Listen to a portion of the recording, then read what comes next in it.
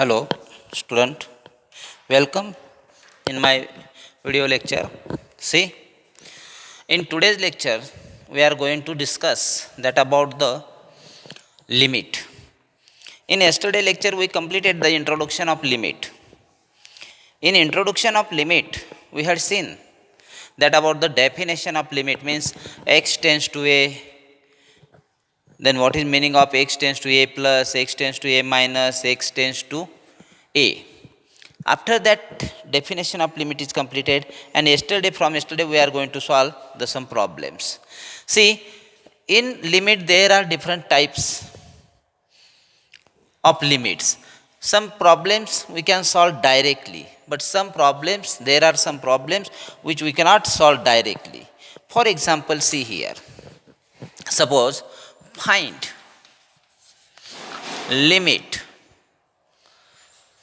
x tends to 1, x cube plus 2x plus 2x square plus x. Okay, 2 plus, okay, minus 4 upon x minus 1. See, you have given one example of limit.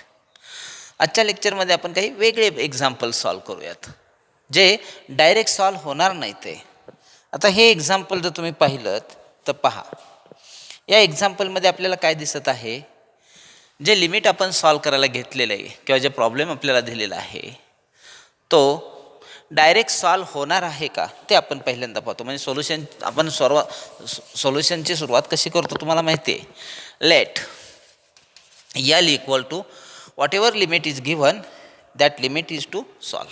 Take here answer L equal to. आता यामध्ये solve करताना काय करायचं आहे, तर पहिली गोष्ट यामध्ये तुम्ही डायरेक्ट व्हॅल्यू पुट करून बघा. 1 + 2 3 + 1 4 - 4 0 1 - 1 0, म्हणजे इथे आपल्याला 0/0 फॉर्म मिळत आहे.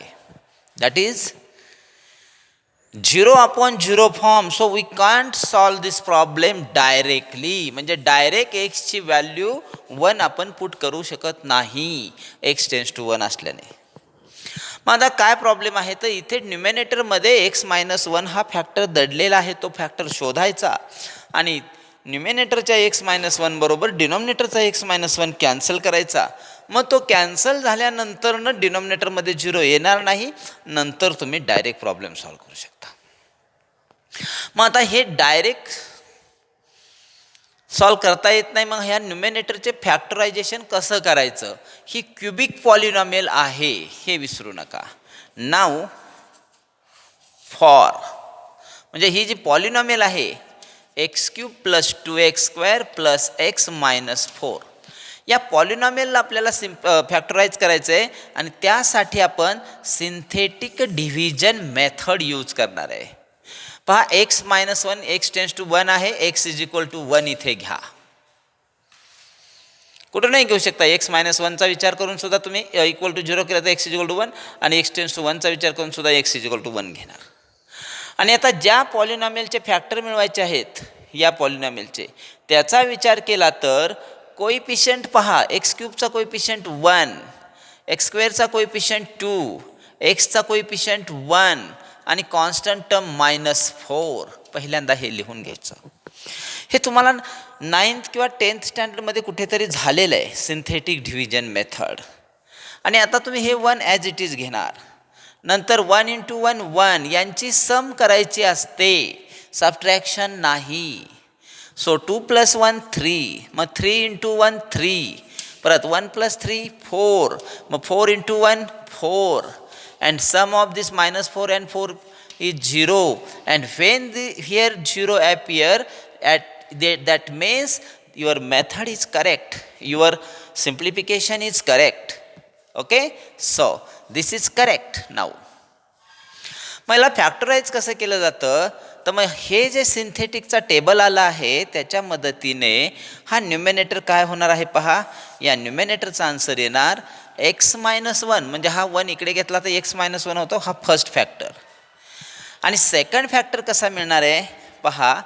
हे कोइफिशियंट असणार 1 2 3 नंबर आहेत ना, मग एक कॉन्स्टंट सोडून द्या, मग आता स्क्वेअर टर्म तयार होणार. म्हणजे 2 म्हणजे 1 इंटू 2 म्हणजे x square plus 3 into x plus 4. म्हणजे पहिला जो नंबर असतो तो कोइफिशियंट ऑफ एक्स स्क्वेअर होणार आहे, कारण 3 आहेत ना, मग पहिली हायेस्ट पॉवर एक्सची 2 येणार आहे. दुसरा जो नंबर आहे तो डिक्रीज करायचा 1ने, म्हणजे एक्सची पॉवर कोइफिशियंट असणार, आणि तिसरा जो आहे तो कॉन्स्टंट असणार. मग हे फॅक्टर तुम्हाला मिळाले.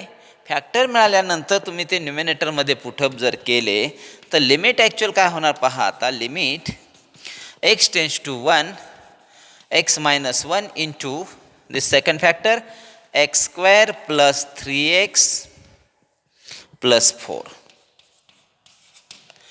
upon x minus 1.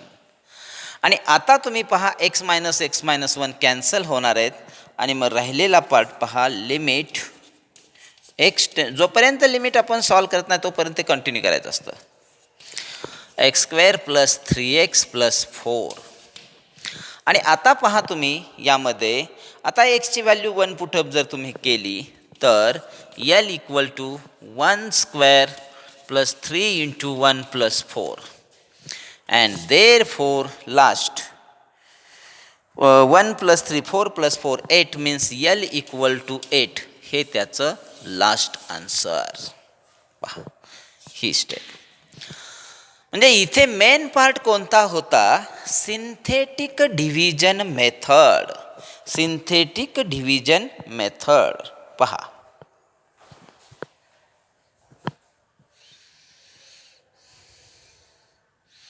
पहा परत एकदा व्यवस्थित. तुम्हाला पहिल्यांदा जो प्रॉब्लेम दिला होता तो डायरेक्ट सॉल्व होत नव्हता, म्हणून आपण काय केलं, तिथे न्युमिनेटर मध्ये जी क्युबिक पॉलिनॉमियल आहे ती क्युबिक पॉलिनॉमियल फॅक्टराईज केली. मग फॅक्टराईज करण्यासाठी सिंथेटिक डिव्हिजन मेथड यूज केली. आणि सिंथेटिक डिव्हिजन मेथड तुम्हाला माहिती आहे, एक्स इज इक्वल टू 1 घेतलं, एक्स टेन्स टू 1 आहे, एक्स इज इक्वल टू 1 घेतले, आणि त्यानंतरनं ते फॅक्टराईज केले. फॅक्टराईज झाल्याने फॅक्टर कॅन्सल झाला, व्हॅल्यू पुटअप केली, आन्सर मिळाला. Okay. So this is a one method of solving limit. बघा म्हणजे ही सिंथेटिक डिव्हिजन मेथड तुम्हाला काही लिमिटचे प्रॉब्लेम सॉल्व करताना मदत करणार आहे. अजून एक एक्झाम्पल घेऊ आपण.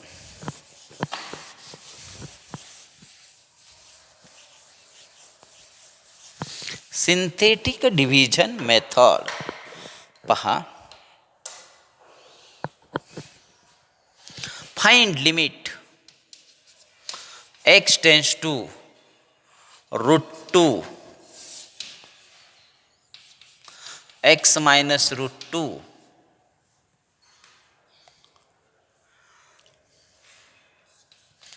x square minus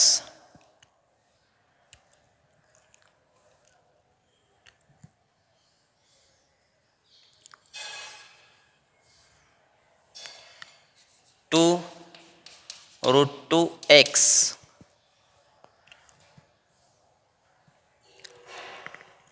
plus 2. Quadratic equation आहे.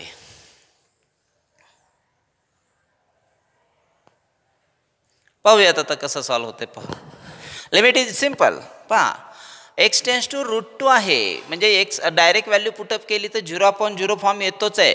पहा स्क्वेअर √2चा स्क्वेअर 2 येणार आहे, 2 + 2 4, √2 × 2 2, 2 - 2 -4, 4 - 4 0, आणि डिनॉमिनेटर पण 0, म्हणजे 0/0 फॉर्म येत आहे. मग याला सुरुवात करा. Let L equal to. आता डायरेक्ट तर सॉल्व होत नाही आहे, मग काय करायचं. मग डायरेक्ट सॉल्व होत नसेल तर कसं सॉल्व करणार, तर फॅक्टरायझेशन, म्हणजे आत्ताच्या सारखंच. नाव हे क्वाड्रॅटिक इक्वेशन आहे, x² - 2√2x + 2. मग याला आपल्याला फॅक्टराईज करायचं आहे. तर आपल्याला माहिती आहे इथे x² कोएफिशियंट आहे 1, इथे 2, मग या दोघांचं मल्टिप्लिकेशन 2. मग 2चे फॅक्टर असे मिळवा, 2 फॅक्टर की ज्यांची सम केली तर -2√2 येणार, आणि मल्टिप्लिकेशन केलं तर √2 येणार. मग काय फॅक्टर असतील पहा. I think -√2 -√2.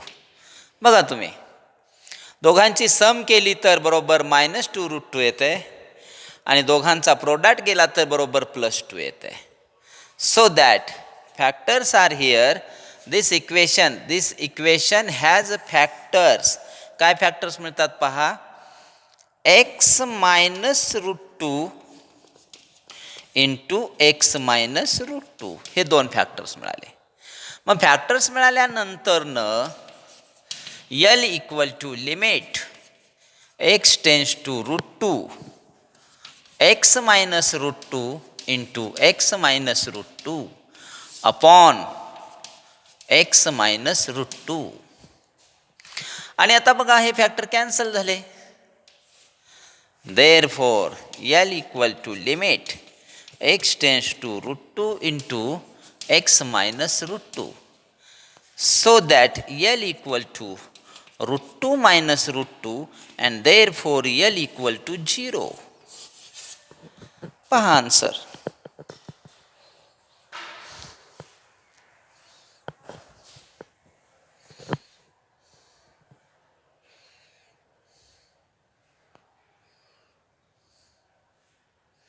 बघा कसा सॉल्व केलेला आहे प्रॉब्लेम ते. म्हणजे फॅक्टरायझेशन मेथड याला म्हणायचं. हे जे आज आपण प्रॉब्लेम सॉल्व करत आहोत ना ते फॅक्टरायझेशन मेथडचे आहेत. काल आपण सॉल्व केले ते डायरेक्ट मेथडचे होते.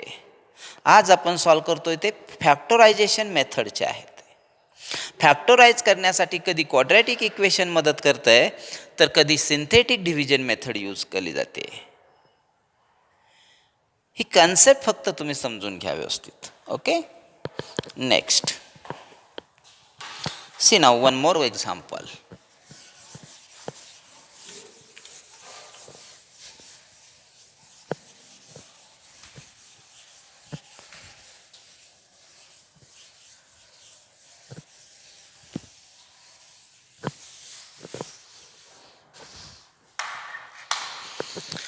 One more example is here we are going to consider, and that example is find limit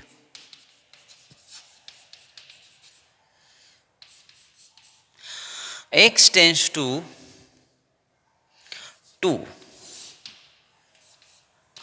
x cube minus 2x,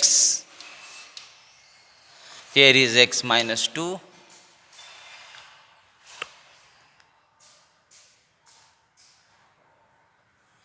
plus 4. Simple example आहे. पहा दिला हा प्रॉब्लेम तुम्हाला सॉल्व करण्यासाठी. कसा सॉल्व करताल पहा. सुरुवात अशी असेल. आता let L equal to limit. आता लिमिट घेतल्यानंतर सुरुवातीला डायरेक्ट व्हॅल्यू पुट केली. 0/0 फॉर्म येत आहे.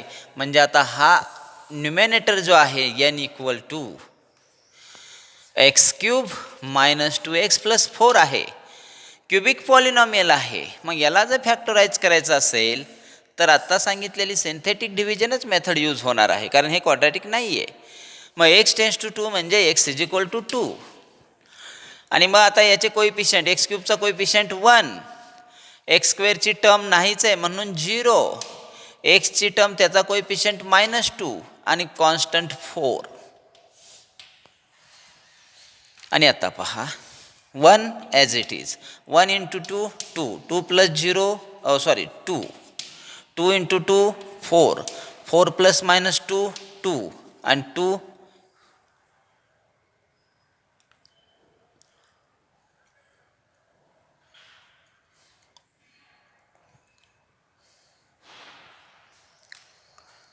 just minute. Okay, there is a something.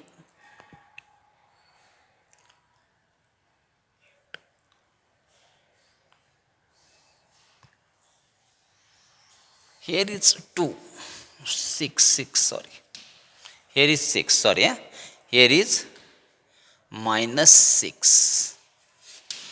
There is small change. Here is -6. Remember -6 is there. Okay. So now this is correct. 2 2 4 here is -2, -6 plus 4, and therefore -4 and 0. Completed that part. मग काय झालं याचे factor, therefore n equal to काय मिळालं तुम्हाला पहा, याचे factor काय मिळाले. पहिला फॅक्टर x -2 आणि दुसरा फॅक्टर 1 2 3 म्हणजे x² + 2x - 2 फॅक्टर्स मिळाले. आता फॅक्टर्स मिळाल्यानंतर hence L equal to limit x tends to 2 आणि काय येणार आहे पहा, x टेन्स टू 2, न्यूमरेटर येणार x -2 into x² + 2x - 2 upon x -2, and then x -2 cancel, so we can put now L equal to limit x tends to 2, remaining part is here, x² + 2x - 2. Therefore L equal to 4 + 4 - 2, and therefore L equal to 6 is the last answer. See it.